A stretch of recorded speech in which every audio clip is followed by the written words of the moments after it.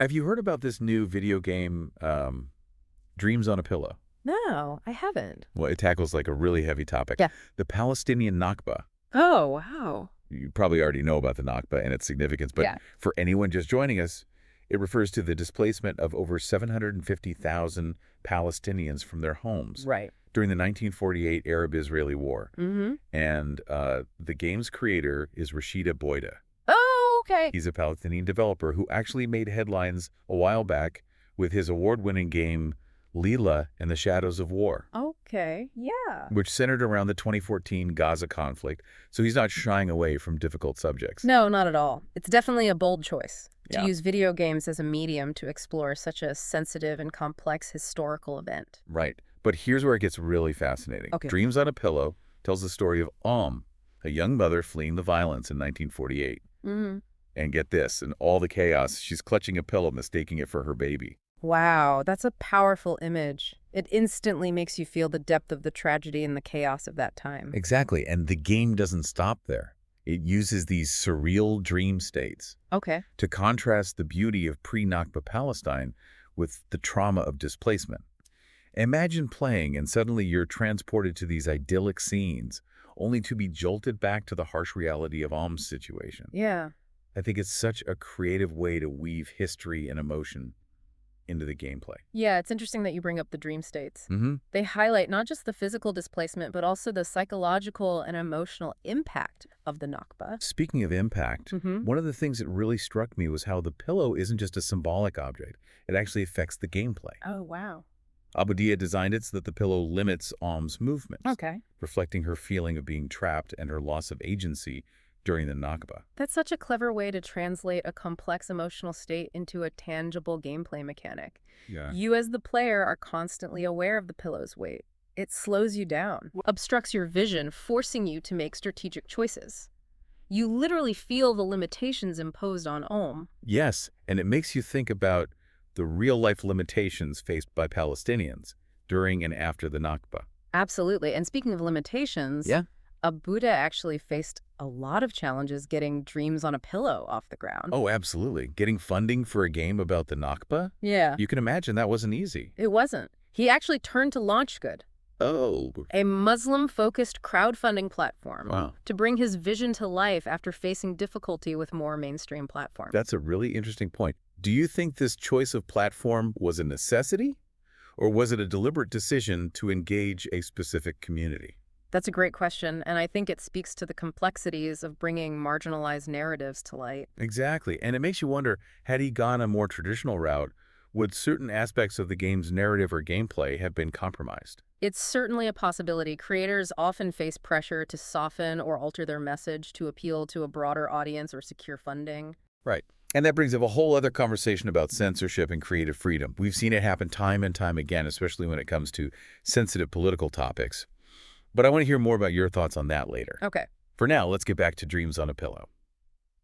So we've got this deeply personal story about her pillow, and her experience during the Nakba. Mm-hmm. But how does the game actually delve into the historical context? Yeah. I mean, is it purely an emotional experience, or does it offer a factual account of the events? That's where things get really interesting. Dreams on a Pillow doesn't shy away from the harsh realities of the Nakba. Okay. It tackles the displacement, the trauma, the loss, all through this incredibly intimate lens. Right. But it also uses those dream sequences to show glimpses of pre-Nakba Palestine. Okay. You see the vibrancy of Palestinian society, the culture, the traditions, all of which were disrupted and in many cases destroyed by the events of 1948.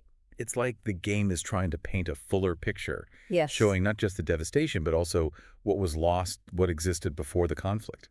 Exactly, and that's what makes this game so compelling, I think. It goes beyond the headlines and the political rhetoric and focuses on the human cost of this historical event. I'm really curious to hear more about how Abueideh manages to weave those historical details into the game. Okay. Is it through dialogue visuals or something else entirely? Well, that's where we'll pick things up in part 2 of our deep dive. We'll unpack the specific ways Dreams on a Pillow educates players about the Nakba. Sounds good. We'll be right back after a short break. Okay. So before the break, we were discussing how Dreams on a Pillow brings the historical context of the Nakba to life. Yeah. You mentioned that the game uses dream sequences to show Pre-Nakba Palestine. Can you elaborate on that? Absolutely. Imagine you're playing as and suddenly the harsh reality of her escape fades away. Okay. You're transported to a bustling marketplace filled with the sights and sounds of a vibrant Palestinian community. You might see children playing merchants, hawking their wares, families sharing meals. These scenes are brief, almost like fleeting memories, but they offer a powerful contrast to the devastation that is experiencing in the present. That's fascinating. Yeah. It's almost like the game is trying to reclaim those lost moments to give players a glimpse of what was taken away. It's not just about understanding the Nakba as a historical event, Right. but also about feeling the human impact of that loss. Exactly. And the game doesn't just rely on visuals to convey this historical context. There are also subtle details woven into the environment, Right? like overheard conversations or objects you can interact with that offer clues about life before the displacement. For example, you might come across a traditional Palestinian embroidery pattern. Right. Or hear a snippet of a folk song. Wow. Elements that hint at a rich cultural heritage that was disrupted by the Nakba. It sounds like Abueideh is really trying to immerse the player in the world of pre-Nakba Palestine. Yeah. To make it feel real and tangible, even if it's only through these brief glimpses. It's not just about learning facts and figures. It's about experiencing a culture, a way of life that existed before the conflict. And that's what makes Dreams on a Pillow such a powerful educational tool, I think. Yeah. It goes beyond traditional methods of teaching history and creates a more visceral and emotional connection to the past. Right. It's not just about knowing what happened, it's about understanding how it felt. While these dream sequences are incredibly evocative, Yeah. I'm also curious about how the game handles the more difficult aspects of the Nakba. Does it address the violence, the fear, the uncertainty that Palestinians faced during their displacement? It absolutely does, but it does so in a very sensitive and nuanced way. Remember how we talked about the pillow limiting alms movement? Yeah. That mechanic also comes into play in these more tense moments. Oh, okay. For example, imagine trying to navigate a crowded refugee camp, her every step hindered by the pillow's weight. I see. It reflects the sense of helplessness, the lack of control that many Palestinians felt during that time. It seems like Abueideh is using gameplay mechanics to not only symbolize Om's emotional state, but also to create a sense of empathy in the player. Yes. You're not just watching a story unfold, you're actively experiencing the challenges and constraints that faces. And as the player navigates these challenges, the game doesn't shy away from depicting the harsh realities of the Nakba. Right. You might encounter abandoned villages, destroyed homes, or hear stories of families being separated. Wow. The game doesn't glorify the violence, but presents it in a way that feels authentic and impactful.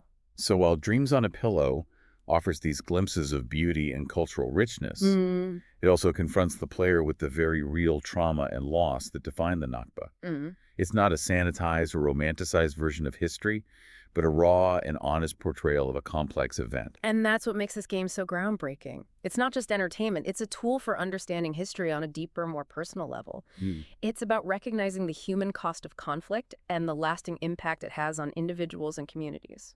Right. And it's important to acknowledge that the Nakba wasn't just a singular event in 1948. It's an ongoing reality for many Palestinians who continue to be displaced and denied their right to return to their ancestral homes. Absolutely. Does Dreams on a Pillow touch upon this ongoing legacy of the Nakba?